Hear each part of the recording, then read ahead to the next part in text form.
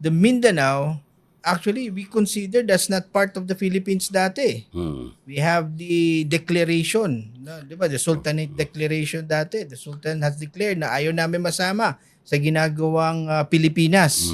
No, Sultan Kudarat, no? Sinabi niya yan na kumbaga ayaw namin na maisama sa mga ginagawa.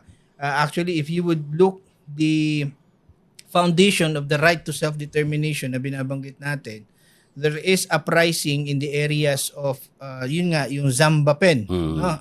Which is Basilan, Sulu, Tawi-Tawi, the island provinces na sinasabi nga natin, and so as the mainland naman.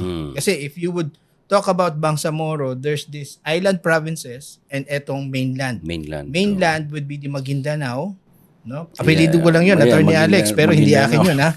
Maguindanao, we have the Lanao del Sur. Oh, Lanao del Sur. So far, at the time, yun lang, ano? Yung Maguindanao. Pero ngayon, alam natin, later on, naging dalawa na rin yan. Naging Maguindanao del Sur, Maguindanao del Norte. Because of geographic